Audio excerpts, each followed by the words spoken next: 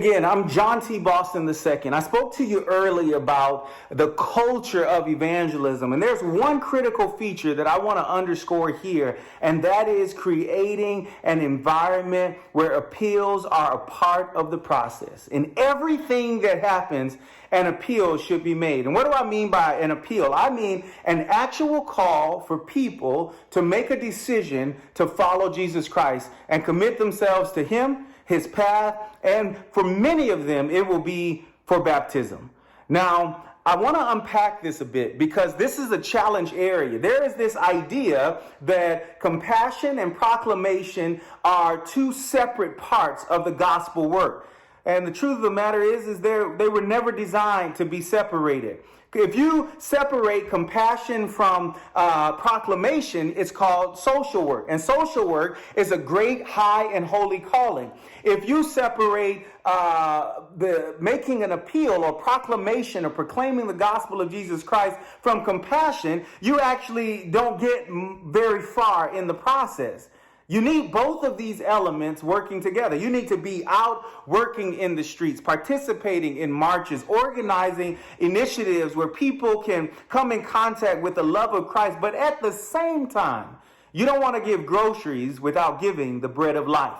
You don't want to pass out bottles of water without telling people about the one who can quench the thirst of their soul. You do not want to be a part of social justice without reminding people that one day God, His justice, will reign supreme. You want both of these things to happen at the same time. They're inextricable twins, like I talked about in the last presentation. And so I want to talk about the art of making appeals. Not stylistically. I'm not talking about how you make an appeal. I'm talking about the culture of appeal. One of the things that should happen in a local church or ministry initiative is that every member should know that an appeal is a time for them to begin praying. That means that community service initiative, someone said, well, we take money from the state or from federal government and we can't force people to come to church. Let me tell you something. I was a part of some of the largest Feed the Needy programs in the North American division. And in those initiatives,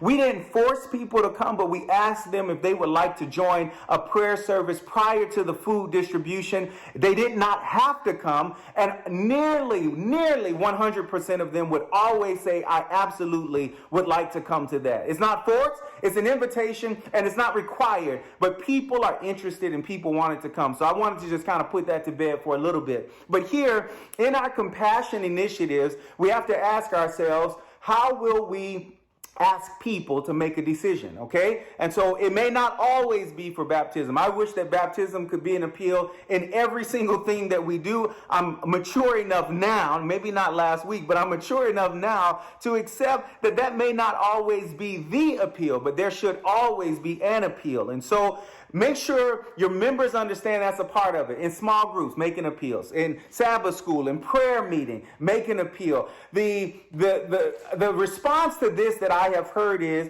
well, we don't have guests, so why make an appeal? Then that's a deeper challenge that you're facing. If you don't have people that are coming that will respond to an appeal, you've got to then deal with the culture of evangelism. So make sure you go back and look at that if you haven't seen that. You need to have a culture of evangelism because that's how people will come. With the culture of evangelism, you have the culture of appeal. And what that means is every leader in small groups, in prayer meetings, in Bible studies, in Sabbath school initiatives, the Sabbath worship experience, you know that there is going to be an appeal made. The members are prepared, and as soon as the appeal is made, the church clerk or the elders or the deacons or whomever is appointed, hospitality, I used all of the leaders in the church to participate in this. They're going to the front of the church, for me in my context, and they're ready to receive people as they come. That does two things. One, it cues your church that they should always expect that people will respond. And secondly, it helps people who are unwilling to break the ice of response to see that other people are prepared to receive them or moving themselves for the response. And so I don't want to get into the stylistics of that, but in a small group, every small group, you should ask people, is anyone here that would like to make a decision to accept Jesus Christ, because your small group should be evangelistic in nature. If you've got a small group that is not hosting people that are not Christian or not believers in some way, then you've got a club. They're great book clubs, and they're great clubs for cycling or clubs for fathers, but it may not be a ministry initiative. And so you want to reevaluate that a little bit. And of course, I'm not condemning anyone that has a gathering of people that believe the same thing and do that regularly over an extended period of time without inviting other people to be a part. But I am suggesting that there are other ways, and this is another way to make that evangelistic. So you always are making appeals, and let me tell you why you do that. Because one, the church will grow into the place where they understand, if I bring someone as a guest, or if someone shows up here, our church is prepared. It also cues you as a spiritual leader, whether you're a preaching elder or pastor or whatever role you play. It reminds you that we are here. It centers you on mission. It's an anchor. Have you ever seen, I remember once I went fishing with my father-in-law, and my responsibility was to throw the anchor over. And after an hour of fishing, we realized that we had drifted quite far because we were catching and it was exciting. And he said, well, go ahead and pull the anchor up. And I went to look at the anchor and it wasn't there. What happened? I threw the anchor down, but I wasn't tied to the boat. I wasn't tethered to the boat. Making appeals regularly will anchor you, so no matter where you drift, and that happens, missional drift, you'll at least always have this anchor to where you need to be and what needs to happen. And that's really critical. Christmas programs, Easter programs, children's initiatives, Vacation Bible School, Pathfinders. We made appeals at every Pathfinder gathering. Our elder Rui Bruce will let you know in Columbus, Ohio, when I was pastoring there. Our Pathfinders in Australia, the same thing. Pathfinders at churches across North America doing the same thing. And this is a COVID-safe thing to do. If you have gatherings online, make appeals, ask people to make a decision. And when it comes down to it, you don't really want to let any gathering go without asking people if they'd like to be baptized. I went to Pastor Samuel Adjay's church in Columbus, Ohio, the Columbus Ghanaian English service in Columbus there. And I love that city. I served there for a few years, and I love that territory.